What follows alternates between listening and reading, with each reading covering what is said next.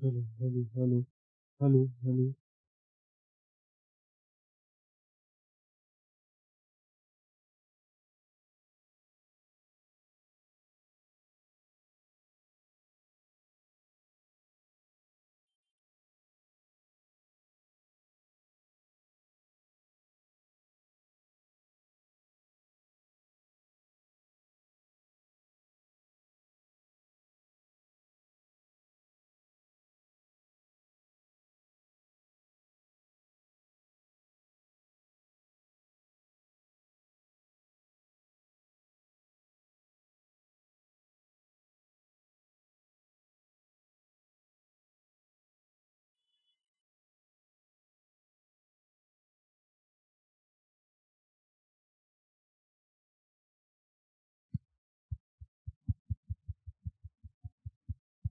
hello, hello, hello, hello, check, hello.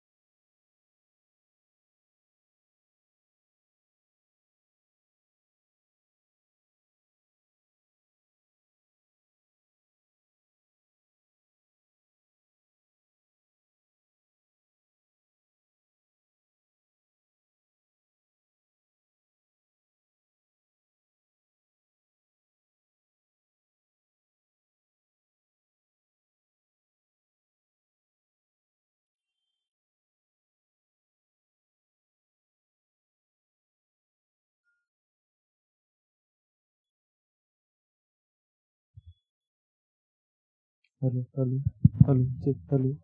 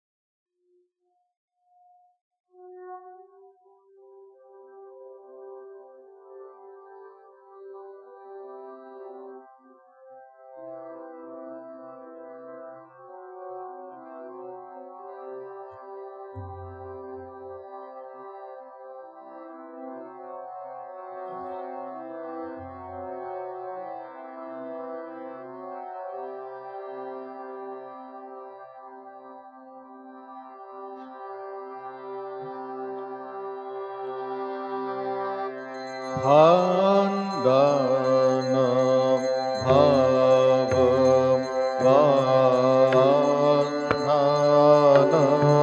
jagam bandhanam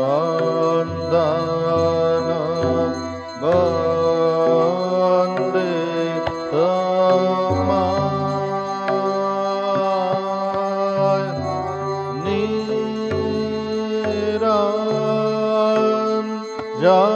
niranjanam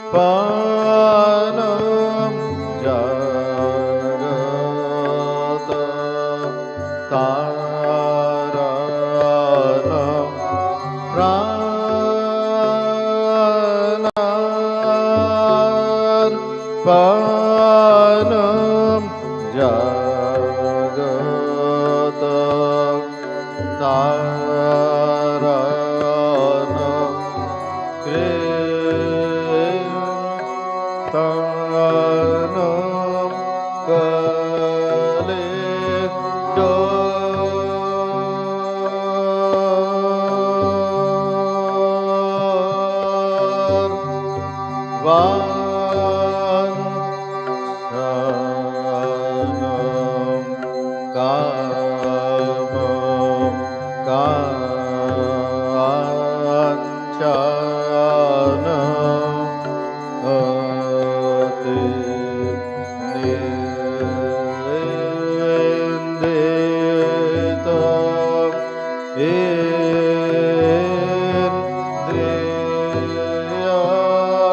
राग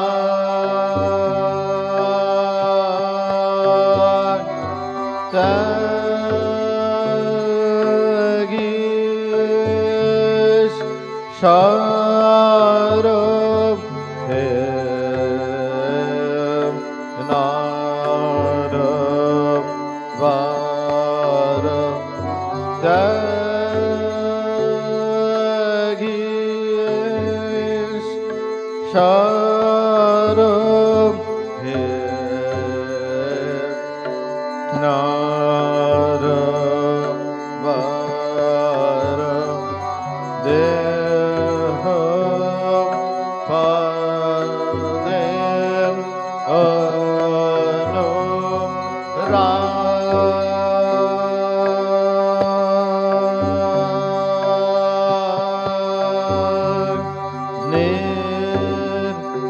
निर्भय गातुं शाय दृढ निश्चय मानस वान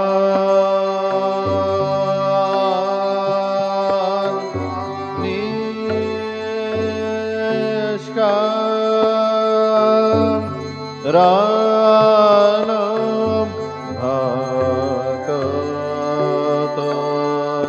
शारणम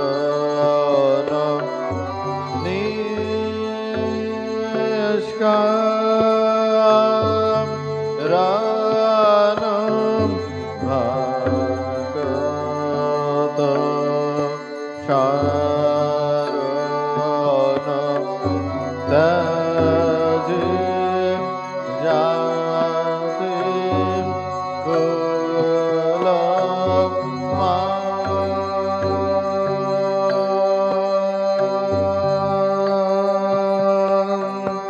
शांपदम ताव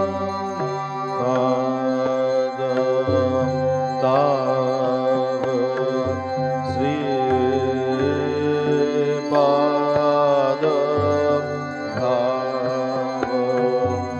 भाव गोष्पादम वारिया panam shamam daram shanam premar panam shamam daram shanam jagam janam dukha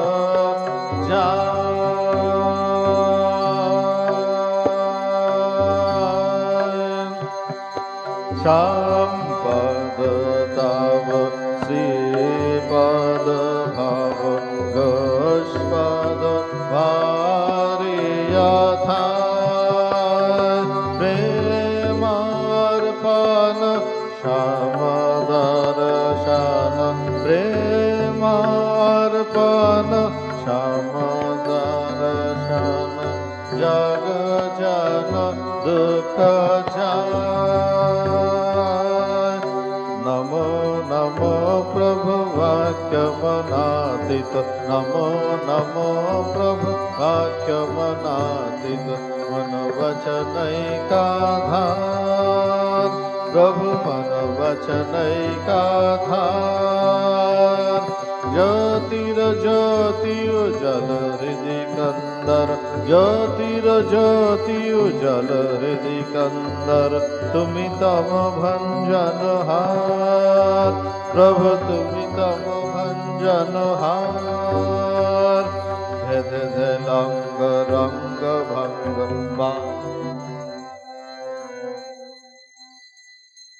Namo Namo प्रभु वाक्यमनाथित नमो नमो प्रभु वाक्यमनाथित वचनैकाधार प्रभु नम वचनैकाधार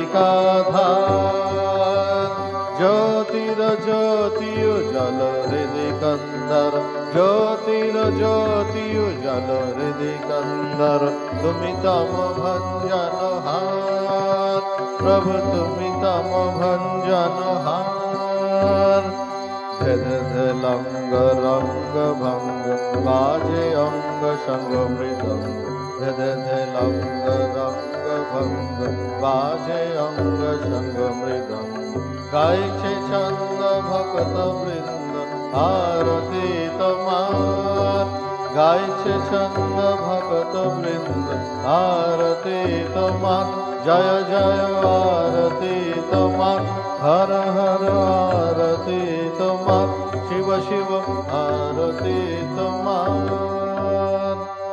खंडा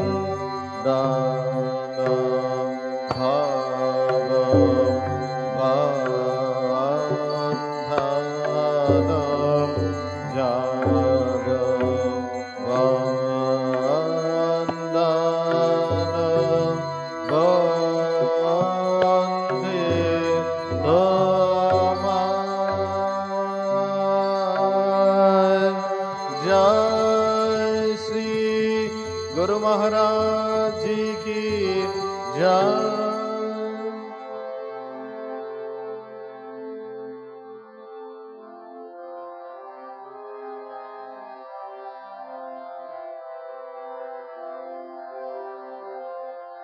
ओम ह्रीं ऋतं त्वमचलो गुणजित् गुणेभ्यः नाक्तन्दिवां सकरुणं तव पादपद्मं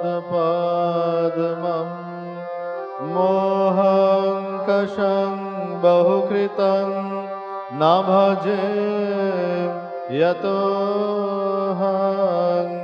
तस्मात् त्वमेव शरणं मम दीनबन्धो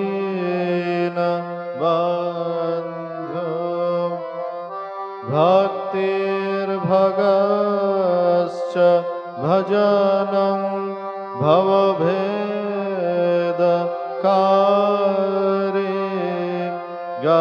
गच्छन्तलं सुविपुलं गमनाय तत्त्वं वक्रोद्धृतोऽपि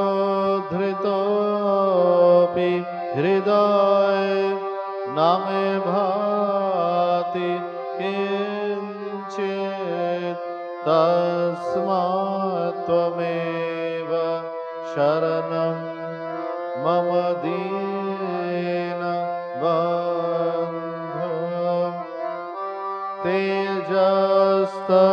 तेजस्तरन्ति तरसां त्वयि तृप्त तृष्णां रागे कृते ऋतपथे त्वयि राम कृष्णे मर्त्यामृतं तव पदं मरणोर्मि नाशं तस्मात् त्वमेव शरणं मम दीनबन्धो कृत्यं करोति कलुषं कुहकान्तकारे शान्तं शिवं सुविमलं तव नाम नाथ यस्मादहं तु अशरणो जगदेकगम्य तस्मात् त्वमेव शरणं मम दीनबन्धो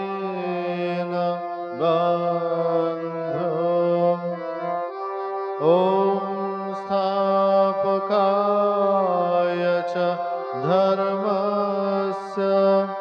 सर्वधर्म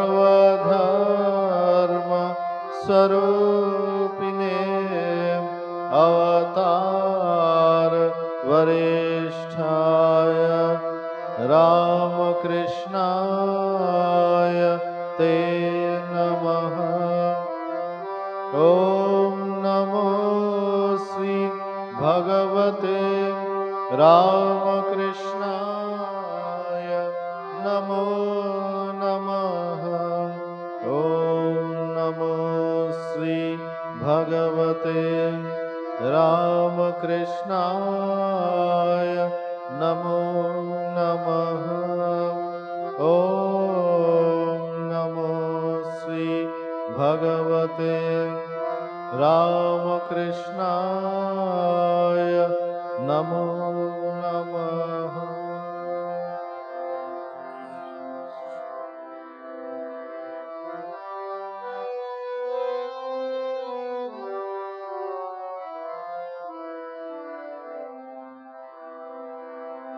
ॐ सर्वमङ्गल माङ्गल्ये शिवे सर्वार्थ साधिके शरण्ये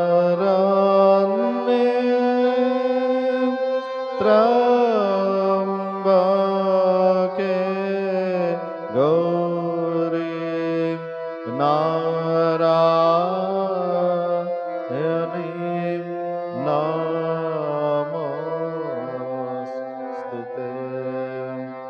सृष्टि स्थिति विनाशानां शक्ति भूते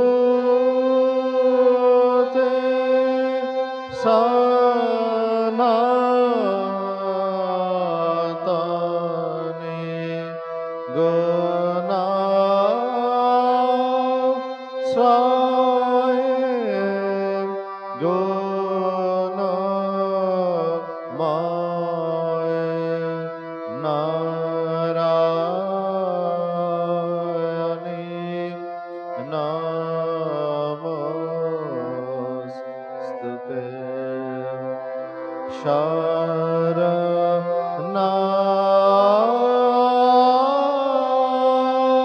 शरणागत दीनार्थ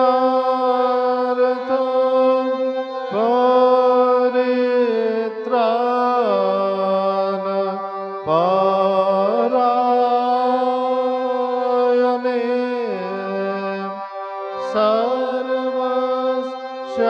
सर्वस्यार्ति हरे देवी नारायणी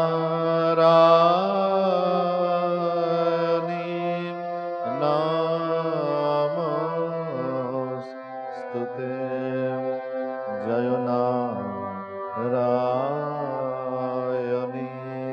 नमोस्तुते। जय नारायणी नमोस्तुते। जय नारायणी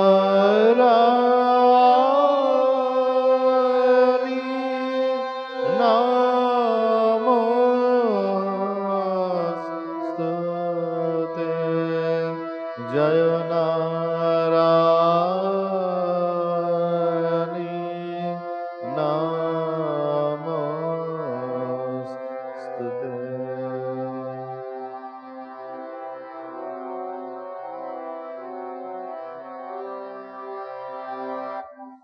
जय महामाई की जय।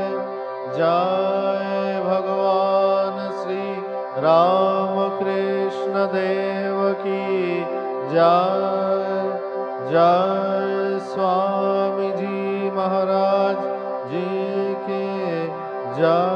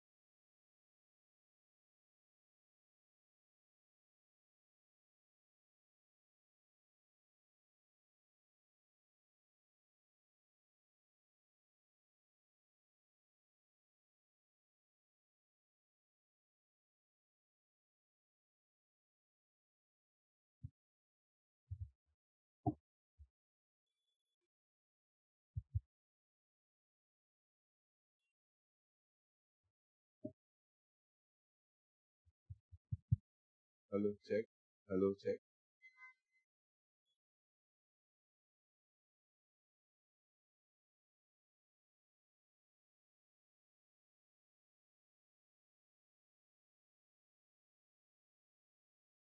Hello, check. Namashi Atirajaya Vivekananda Sure Satchet Sukhaswarupaya Swamine Tapaharin. So we were discussing this lecture of Vivekananda, Maya and the Evolution of the Concept of God. And the last time we had ended the discussion at a stage where basically Vivekananda says that it is this notion of self-restraint or do not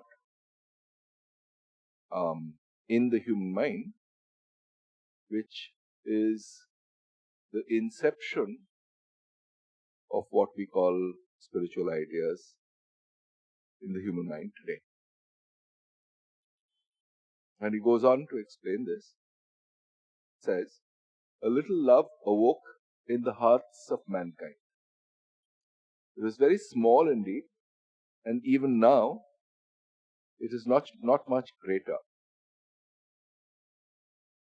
It was at first confined to a tribe, embracing perhaps members of the same tribe. These gods loved their tribes, and each god was a tribal god, the protector of that tribe.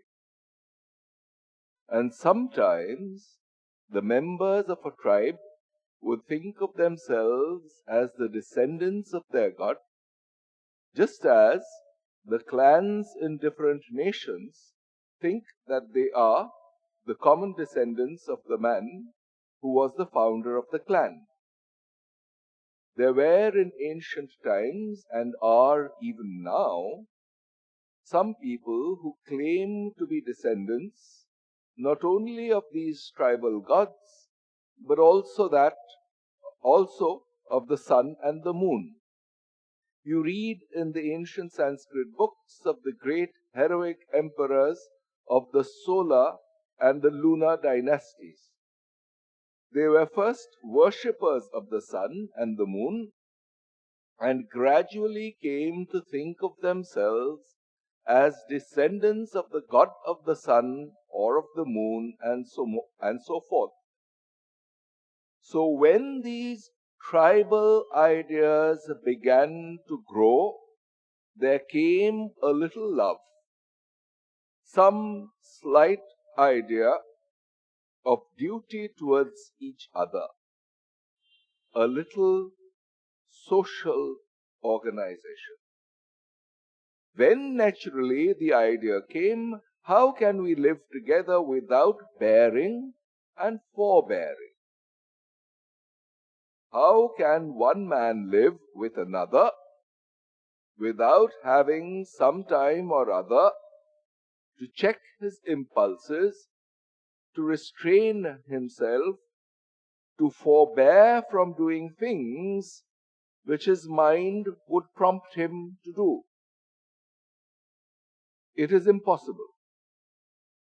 Thus comes the idea of restraint. The whole social fabric is based upon that idea of restraint, and we all know that the man or woman who has not learned the great lesson of bearing and forbearing leads a most miserable life.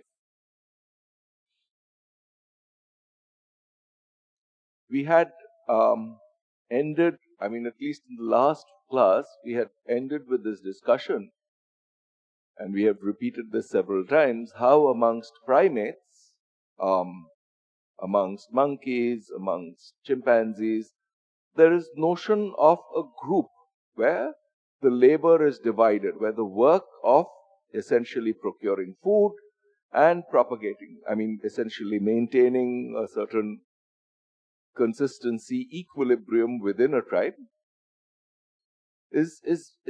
the labor is divided between various members of the species, so that the group of individuals as one conglomerate functions as one unit. Yeah?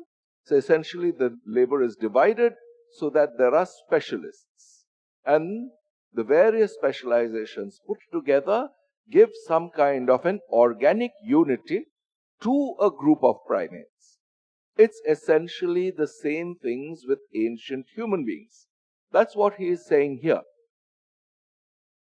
There was a question that was posed, two questions that were posed on the chat next to the YouTube lecture last time. One, aren't these ideas still tribal today? Aren't these born out of this essentially this instinct for physical survival and the division of labor between various individuals? This was one question which we'll address now. And the second question, which we'll come to later on, is there anything absolute about ethical ideas? I mean, are these everything that is there in this quest for what is the origin of the religious urge in human beings? We'll come to the second question later on, whether these religious ideas have only to do with ethics, which changes from society to society from time to time. Obviously, that's not what we are after. So the answer to the second question basically is no. I mean, it is not just ethics. Yeah? What is exactly the point of ethics and what is the point of enquiry, we'll come to in the second paragraph.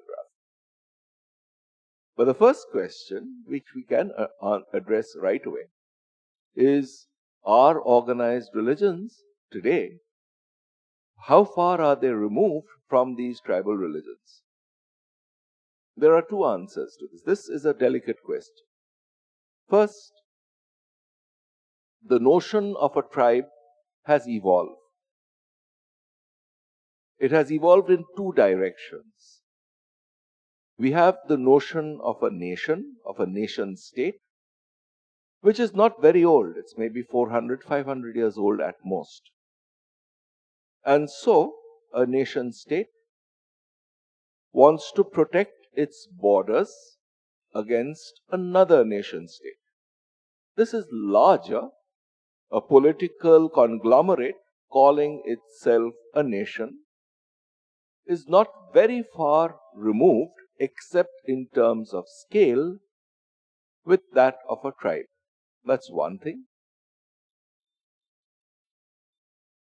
What is the aspect of it which is important here? See, when you have tribes fighting each other, what are they fighting for? They are fighting for resources on the one hand, and two, trying to ensure that that tribe propagates over time. In other words, the struggle is at a very physical level. As far as this physical struggle is concerned, we aren't very far removed, either rationally or ethically, from tribes of yore. What has happened is only that the scale of the tribe has become larger. But this is only a partial view. Why is it a partial view? Because it stresses only two things: protection of borders on the one hand, two, making sure that a particular kind of people, a group of people, propagates over time. In other words, if it's only a question of protection of the physical aspect of human beings, the animal aspect, so to speak, without any judgment, then we really have not evolved from tribes. They've scaled up, but that's about it. But what else? This is a partial view, as I said.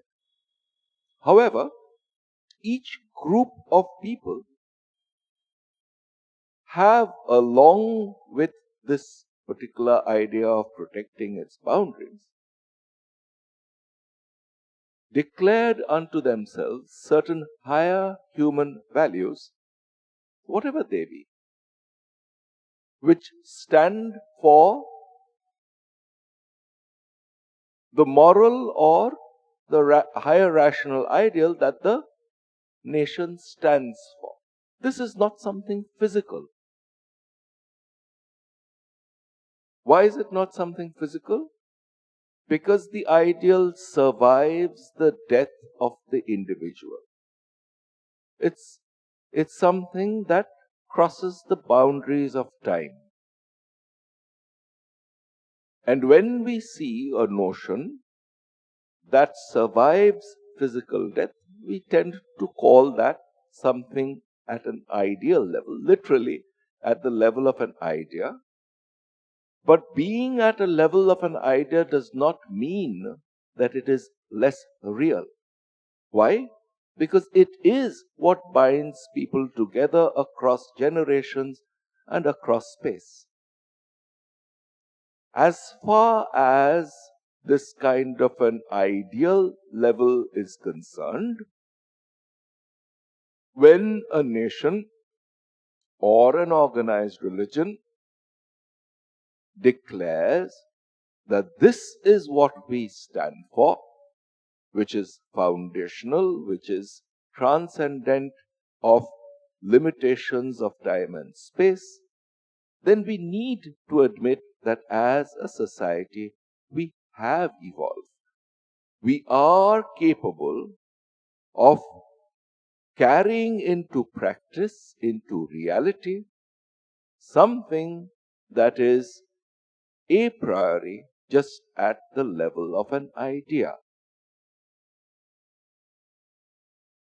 And then this mixture comes up between the ideal level and the physical level, and the conflicts between them and the contradictions between them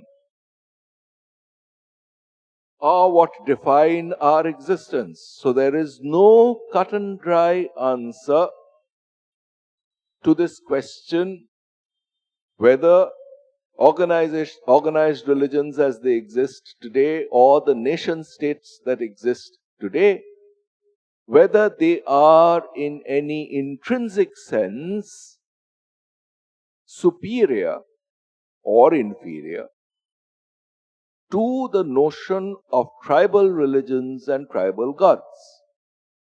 At the physical level, it is nothing more than scaling up.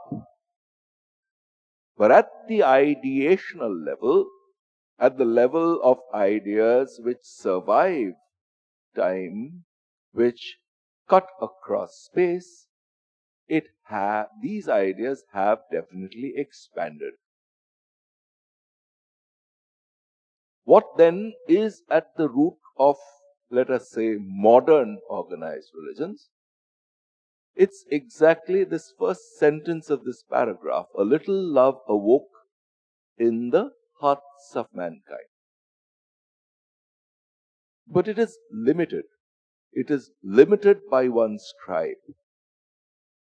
In a different lecture given towards the end of his life, 1901 in San Francisco, Is Vedanta the Future Religion? He says that those religions which do not evoke a hatred of the other, which base their principles on this liberality, including all human beings and more generally all beings, very often find that they run dry. Why? Because they cannot evoke these passions. And so the solution to that problem is really in the human heart. Till we as a species evolve to an extent where All members of this species are seen as part and parcel of the same reality. This conflict between the physical and the ideational or the ideal is going to continue. So, for instance, right now, there are problems facing the whole human species. The weather, the climate of the earth is undergoing a change. Climate change is no longer just a hypothesis. We can see how temperatures during summers are reaching heights which they have not in the last 100 years.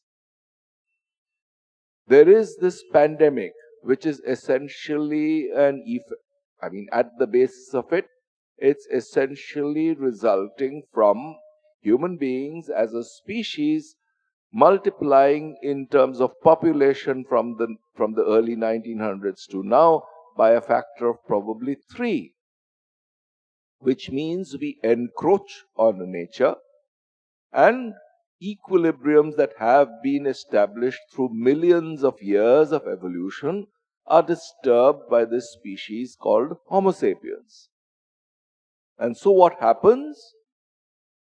Viruses which managed to establish some kind of a symbiotic relationship with some species jump species and comes to us.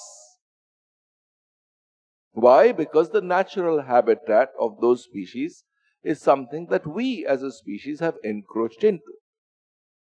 These are problems that face all of us today, which means we need to develop, in order for the survival of this species, human beings, a larger view.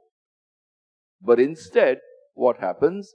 Even in the midst of these large natural calamities, climate change on the one hand, this COVID pandemic on the other, these are problems that are facing all human beings. The virus does not approach some particular individual, look at its cell and say, oh, this cell belongs to so and so who subscribes to such and such religious beliefs. It does not. That's absurd. So, it doesn't care what color that person's skin is. In other words, it does not care about race. It does not care about what prescribed theology the person subscribes to. In other words, it does not care about organized religion at all. It has its biological purpose, which is self-replication. And so long as a cell provides it that material, it's going to enter that cell and replicate itself. It's as simple as that. So this is a certain universal malady that is facing us. If the earth becomes hotter, what will happen is that the snow caps around the poles will melt, the level of water in the seas will rise, and all lands bordering the sea will just get inundated. In the short time, in the long term, there will be a much larger scale coming in of water over the earth.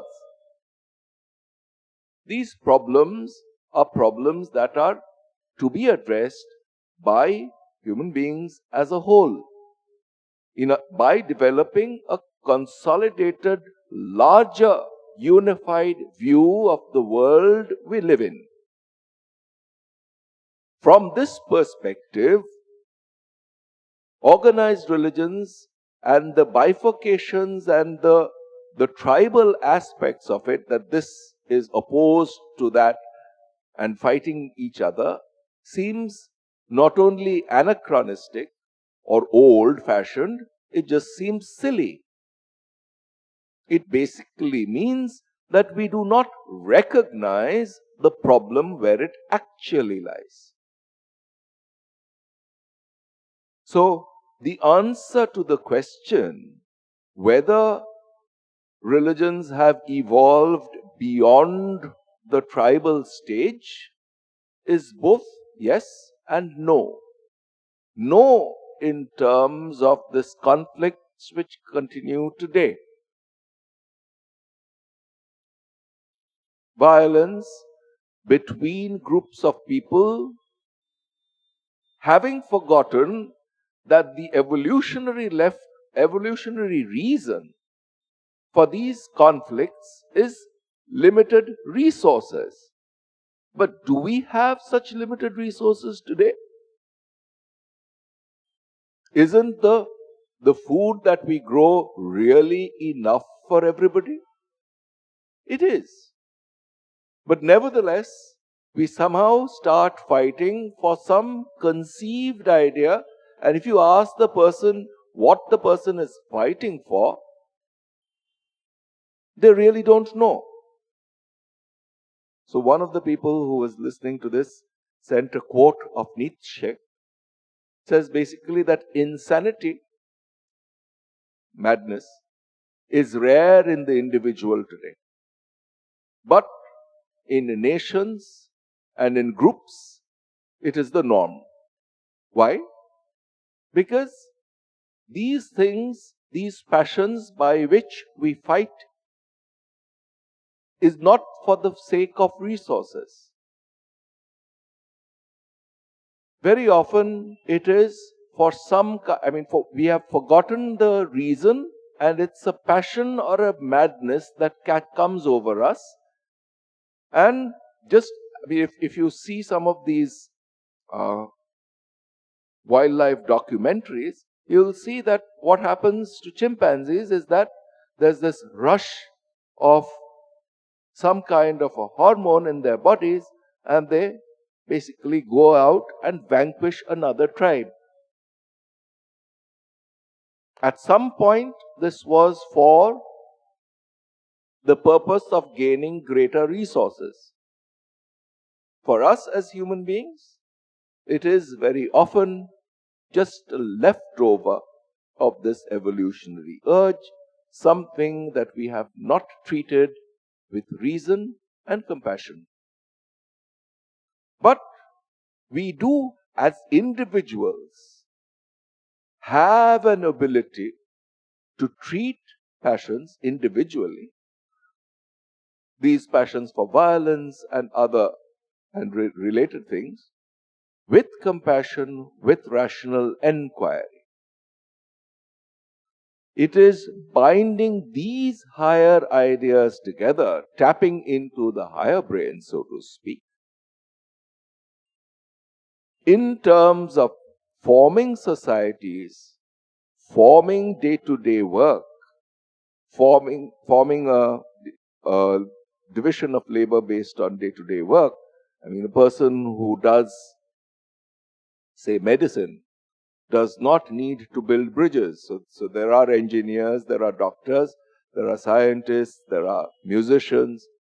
The labor has been divided so that as a species, we take care of these various activities to develop. And that is best shown in times of peace, where these passions and violence do not take over our minds and hearts. In that particular sense, we have evolved. So these ideas, these higher ideas, have evolved. See, for instance, right now, we mentioned this pandemic. It's a problem that's facing the whole world. Have we addressed that problem as a species? Indeed, we have. Prior to this pandemic, the usual time required to come up with a vaccine and administer it was typically 10 years. The mumps vaccine took 4 years, and that was in some sense the record, the shortest period. Here, it has come up within a year, essentially. Which means that given the level of the crisis we are faced with, we have actually, as a species, collaborated. Laboratories across the world have collaborated because this is a problem that faces the whole species. And we have come up with solutions. Yes? So, there are people who have somehow or the other refused to get vaccinated, and they keep posing a threat to other members of the species. This is an irresponsible act, nothing more, nothing less. But by and large, the truth contained, the factual content of the statement that these vaccines save us from the worst form of the disease has, in some form or the other, it has sunk in. It shows that the human mind, faced with a crisis, is most responsive to impersonal truth. There are individuals who have come up with various ways of developing a vaccine. But that's not important. What is important is the truth content. This impersonal or universal truth content that a vaccine delivered to an individual suffering or having a potential to suffer eases that suffering. This factual statement has been accepted by and large by the population across the world. It is in these terms, these universal terms, these universal human values, on the one hand, truth, in order to discover what is it that is ailing and addressing what exactly is the solution to that. One. Two, making that solution available to all. It's in these two terms that religions have evolved. Why? Because it is picking up an idea which perhaps starts at the tribal level, but picks out from it that which can be expanded. This impersonal truth is universal to all human beings. It doesn't care about the person's race. It doesn't care about what nation that person belongs to. It does not care what organized religion that person claims allegiance to. One. That is the discovery of the truth, of the ailment and its remedy. Two. Making the solution available to all. In terms of this kind of thinking, we as a species have evolved out of the boundaries of the notion of tribes, even outside the bound of our respective nation states or respective organized religions. We have come to recognize something that is universal in the human existence. So as far as the physical conflict is concerned, we have not evolved beyond the tribal notions, but as far as applying these solutions across the board is concerned, we have. So, where does the solution lie?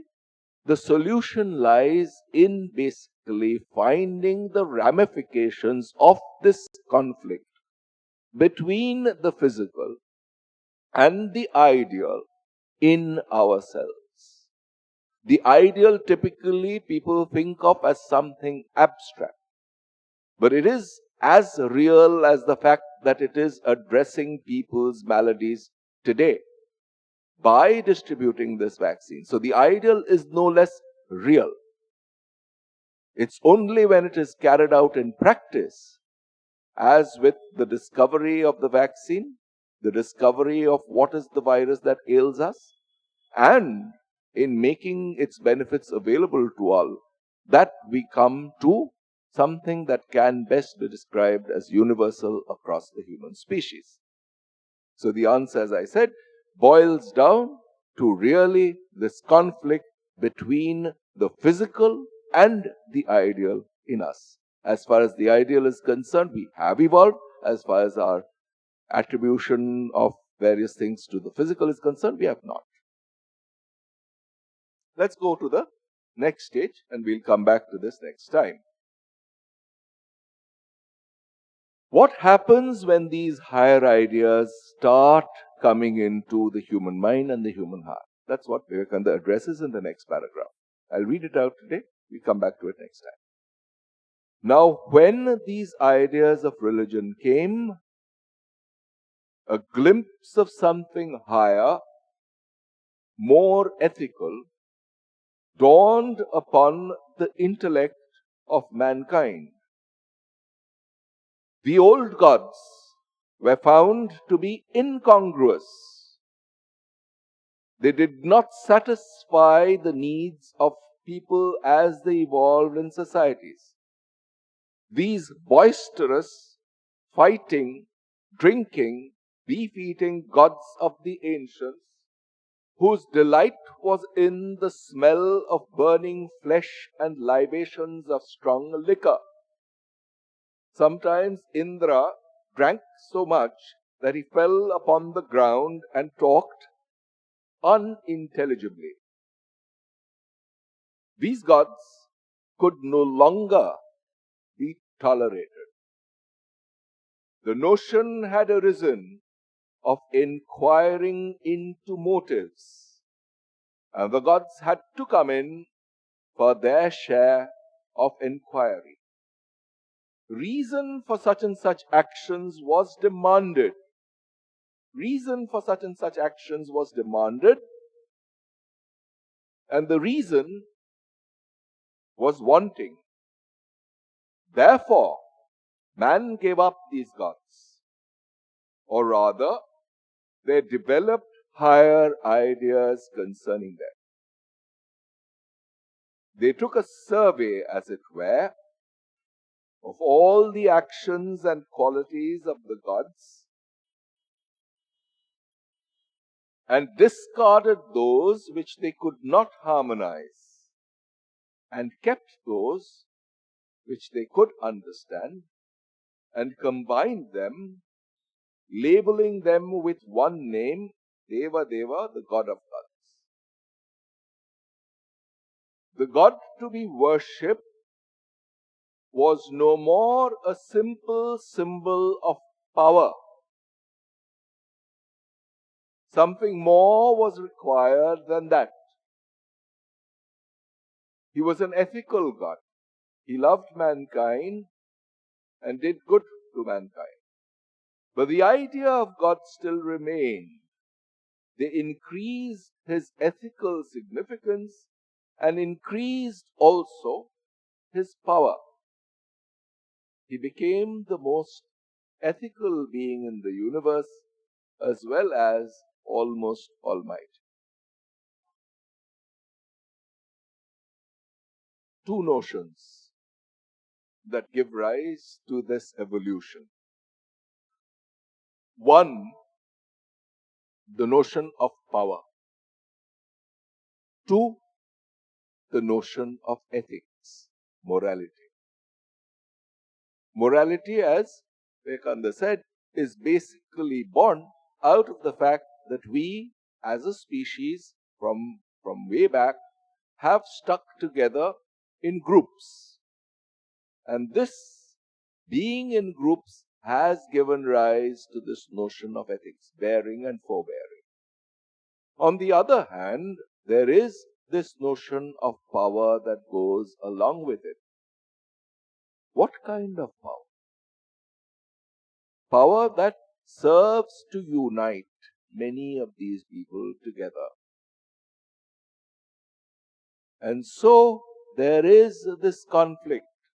If that power becomes physical, a person or a group of people go and try to conquer another race, take their land and their wealth unto themselves. One. Two, the moral power, again evoking in us our reason, our ethical sense, which fights exactly this instinct. These two aspects of our being essentially determine this particular kind of evolution. And so the culmination becomes this idea of a God who is both ethical and powerful. Worship of power on the one hand, worship of morality on the other. This is what gives rise to this evolution from the tribal notions of a God to the notion of a God of gods, or what we typically spell with a capital G today. This is the evolution that has been traced. What was the cause? The cause was this enquiry into motives of these tribal gods who functioned without both an ethical and a rational basis. They were based only on the notion of power in a very raw physical sense.